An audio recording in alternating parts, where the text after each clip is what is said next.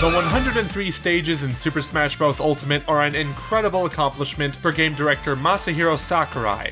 So much so that only a grand total of 15 stages are missing from the game. But is the exclusion of these correct? Let's see. In most cases, yes, but what's this? Pac-Land is in Super Smash Bros. Ultimate at the expense of the amazing Pac-Maze? Oh no. We guess we don't have any other choice but to go over the missing stages and see if there is any hope for their inclusion inside Super Smash Bros. Ultimate.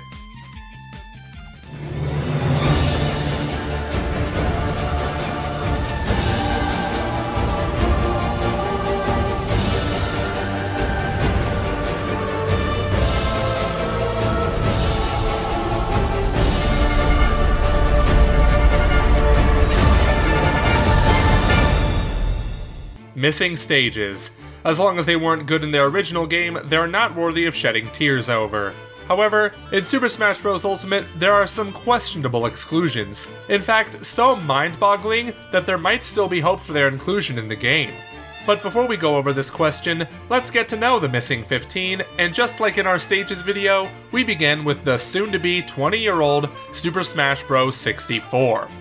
In Super Smash Bros. Ultimate, 7 out of 64's 9 stages have made their way into the game, not counting the one-player exclusive stages such as Battlefield or Final Destination. These are Planet Zebes from Metroid and Sector Z from Star Fox 64. In both cases though, it is understandable why these two stages are missing, the main reason being that there are already similar returning stages in the game that are simply better. Let's explain our position. Instead of Planet Zebes, we have Brinstar and Brinstar Depths from Melee, and Norfair from Brawl. All of these are much better stages with impressive backdrops. Instead of Star Fox 64's Sector Z, we have Corneria and Venom from Star Fox 64 and Melee. Two stages that have received a radical overhaul for Super Smash Bros. Ultimate. Seeing this, we see it as slightly less possible that Sector Z will make a return. Though we would welcome it if it happened for the 20th anniversary of the franchise, so perhaps DLC, if we get some? With that being said, there are good reasons why Planet Zebes and Sector Z have never returned since the original Super Smash Bros., and why they were not brought back for Super Smash Bros. Ultimate. In this Smash, we see that it is impossible for these stages to squeeze in at this point. So for the rest of the video, we say goodbye to Planet Zebes and Sector Z. Over to Melee. Excluding Battlefield and Final Destination, there are 3 missing stages, 2 starter stages and 1 unlockable stage. We will first go over the missing starter stages. These are Mute City from F-Zero X and the Ice Climber's original home in Smash, the Icicle Mountain. Are there any good reasons why these 2 stages have been excluded from Ultimate? In Mute City's case, a resounding yes, as both Big Blue from Melee and Port Town Arrow Drive are more than good enough replacements, which might also explain why the stage hasn't been used or updated in a Smash title since Melee. As for Icicle Mountain, you could say the same, and though we are pleased that Brawl's Summit is making a return, that doesn't mean that we will not miss Icicle Mountain. But we also understand why it isn't included in Ultimate. The reason is simple. The scrolling nature of the stage seems to interfere with the morphing option in Super Smash Bros. Ultimate. Do we need to say more?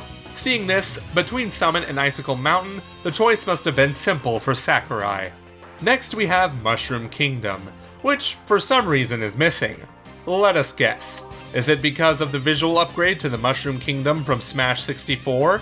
It could definitely be the case. But if not, then we could see this stage return, so we will bring it over to the group of stages that might still be in the base roster that we will get back to at the end of the video. The last missing stage from Melee is the unlockable Poke-Float. Now the question remains, is this stage a victim of memes and in reality a fan favorite, or a broken stage that with good arguments has been kept away from the Ultimate Showdown? Poke-Float from Stadium or Gen 1 was definitely a unique and memorable stage in the sense that the platforms were floating balloons of different Pokemon. On one side, the floating Pokemon might have posed a problem in the stage more feature found in Ultimate, but on the other hand, it is a somewhat unbalanced stage due to its varied terrain and to some extent, clunky movement patterns. And that is if you can call floating Pokemon figures in the skies for that. Despite some strengths, there is a good reason why this stage became subject of memes and was controversial within the Smash community. This stage is the definition of divisive. You either love it or utterly despise it, but that should be expected based on the nature of the stage. Besides, we already have so many Pokemon stages in this game, including Saffron City, which is returning for the first time since Super Smash Bros. 64. As such, we don't see Pokefloat returning in Super Smash Bros. Ultimate's base roster. Another problem that we also need to address before we leave is how will this stage work in Battlefield or Omega forms. And don't get me started on the stage morph feature in Super Smash Bros. Ultimate, it unfortunately writes itself. Moving on to Brawl. Here, excluding Battlefield and Final Destination, we're missing only 2 stages, Rumble Falls and Flat Zone 2. Rumble Falls is based on Donkey Kong Jungle Beat and, well, is kind of similar to Icicle Mountain, and even more so than Icicle suffers of the scrolling syndrome, a syndrome that causes bans in the competitive scenes and makes it impossible for you to return in a future Smash game. Besides, the stage was objectively worse than Icicle as it moved way too fast and depended more on jumping than your fighting abilities. The one good thing that can be said about this stage is one of the CDs found on it, Bramble Blast. It has been 10 years since Brawl, but we are still in love with that song that we are pretty sure will be found in the sound test or My Music section of Super Smash Bros. Ultimate. We believe that Sakurai has said yes to Bramble Blast and no to Rumble Falls and vertical stages based on the stage showcase and website updates for Ultimate. So what about Flat Zone 2? What is there to say? It was merged as part of Flat Zone X in Super Smash for Wii U, and this particular stage has been brought back for Ultimate. But since we are on the topic of Wii U stages, rest in peace, Miiverse. This stage is definitely not coming back and is probably the main reason why we will not find all Smash stages in the history of the franchise inside Super Smash Bros. Ultimate. Another stage that had to be sacrificed because of features found in Ultimate is Jungle Hijinks from Donkey Kong Country Returns. Personally, we loved this stage, but we face the fact that this is a dual-layered stage, so it got canned in the altar of morphing stages, which is sad as this was a great stage that will deeply be missed.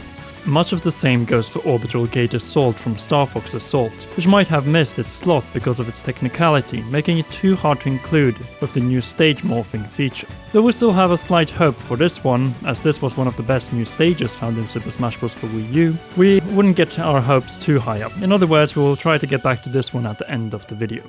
Woolly World from Yoshi's Woolly World might have shared the same fate and been excluded from the current roster because of its transforming nature. Don't take us wrong, it's a good stage, though we're a little uncertain whether it will return in Ultimate or not. Once again, because of the stage morphing inclusion, that might not favour a stage like Woolly World. To end things off, we have 2 missing 3DS stages, and both of them are massively baffling, as they are far better stages than their current equivalents in Super Smash Bros. Ultimate. We have a personal favourite among these 2, in other words, we will save it for last. So Pac-Maze from Pac-Man Arcades.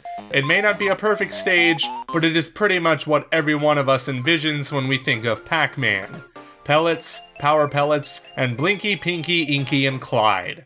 Though another advanced stage with ghosts, stage-specific items, points, and power pellets impacting battles on stage, you pretty much play Pac-Man, it still comes as a shock to all of us how this stage got the cold shoulder while a stage as abysmal as Pac-Land made it into Smash Ultimate.